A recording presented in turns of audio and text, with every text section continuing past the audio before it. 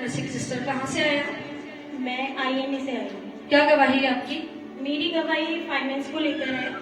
1.5-2 साल से मेरी जिंदगी में बहुत ज्यादा परेशानियां चल रही थी और मैं बिजनेस भी करने का वो भी बंद हो चुका था 1.5 साल पहले ही। पर ऐसा होता था जहां भी मैं जॉब करती थी उसमें पहले ही एडवांस ले लेती थी, कभी 500 ले लिए, कभी 1000 ले लिए, 1500 ले लिए, या सैलरी मिलती भी थी तो 25-30 तारीख को मिलती थी। और ऐसे करते करते सैलरी से पहले ही मेरी आधी सैलरी कर्जे में मैं ले लेती थी, या तो जरूरत के लिए कभी किसी को फोन कर दिया, रिश्तेदार को फोन कर दिया।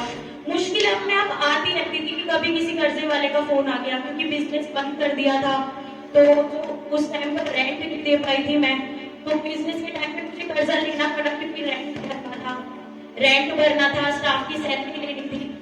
तो वो कर्जे वाले काफी ज्यादा मेरे को परेशान करते थे और सैलरी जो मेरी आती थी वो पहले ही मैं ले लेती थी। लेकिन जैसे ही मैंने चर्च आना शुरू किया यहाँ पर, उसके बाद से जैसे मैं यहाँ चर्च आने लगी और पापा जी ने जैसे हमारे डांटने, आपको कितने सालों से फाइनेंशियली प्रॉब्लम थी? 1.5 साल से। और हर महीने आप एडवांस ले लेते? हर महीने। कोई बरकत नहीं थी?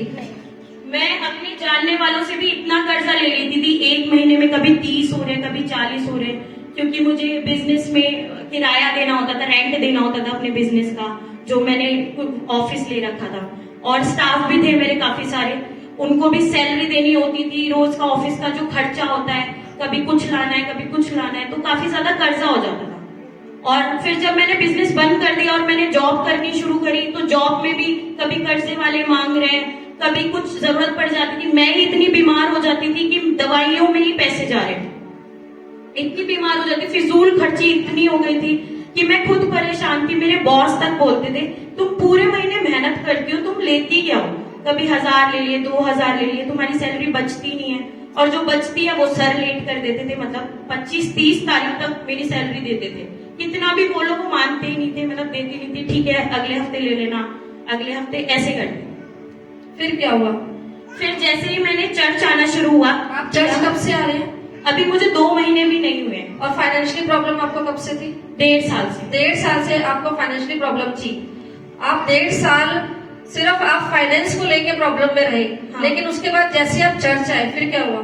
जैसे मैं चर्च आने लगी, जैसे ही परमेश्वर के दास ने हमें सिखाया कि आपको कैसे बीज बोना चाहिए, दशमांश देना चाहिए, और वो चीजें मैंने करनी शुरू करी। तो जैसे ही शुरू करी मैंने करने, आज मेरे खुद बॉस हैरान होते हैं। 2 महीने से, जैसे अभी मेरे को 2 महीने भी होने वाले, 2 महीने से मैं पूरी सैलरी उठा रही हूँ, कोई एडवांस नहीं ले रही अपनी सैलरी में से, कोई कर्जा नहीं ले रही, पूरी सैलरी मेरे बॉस दे रहे हैं और 5 तारीख को ही मेरी सैलरी मिल जाए। आपने अब एडवांस लेना बंद कर दिया? बंद कर दिया। परमेश्वर ने आपकी लाइफ से फिजूल खर्ची को झिड़क दिया। जो भी जरूरतें आती है, कुछ इंतजाम ऐसे हो जाता है, कोई भी फोन कर देता है कि अपने पैसे ले ले वापस, तूने हमें दिए थे, या कोई काम आ जाता है एक्स्ट्रा कि आप ये काम कर लो, उससे पहले तो मेरी जो भी जरूरत है वो सैलरी से पहले पूरी होती जाती है। और मेरे बॉस तक हैरान है कि 2 महीने से ऐसा क्या हो रहा है, पहली बार तुम पूरी सैलरी ले रही हो, कभी तुमने इतनी पूरी सैलरी ली। मैंने उन तक को बताया कि मेरे जीवन में अब परमेश्वर आ गए और मैंने चर्च जाना शुरू किया, मैंने दशमांश देना शुरू किया है, और परमेश्वर ने मेरी सारी फिजूल खर्ची को झिड़क दिया है, और पूरी सैलरी मैं उठाती हूँ, कोई एडवांस नहीं लेती, और जो सैलरी मुझे 25-30 तारीख को मिलती थी, करेक्ट 5-6 तारीख को मुझे सैलरी मिल जाती है। हालेलुया, हालेलुया, परमेश्वर की महिमा करेंगे। आमीन। मैं सभी को ये कहना चाहती हूँ, परमेश्वर पे भरोसा करो, और जो परमेश्वर के दास दासी हमसे कहते हैं उनकी ओर से जो भी आता है वो परमेश्वर हमारे तक पहुंचाता है। हमारे परमेश्वर के दास दासियों ने हमें कितनी बार जो भी हमें बताया, जैसे मुझे कई सारे मैसेज उन्होंने दिए कि आप ऐसा करना शुरू करो, और मैंने उनके कहने पे चलना शुरू किया, ईमानदारी से बीज बोया, दशमांश देना शुरू किया, और आज मेरे जीवन में बहुत सारे चमत्कार हैं। तो मैं परमेश्वर का, अपने दास दासियों का धन्यवाद करती हूँ। हालेलुया, परमेश्वर का धन्यवाद करेंगे इस बड़ी गवाही के लिए। आमीन, आमीन।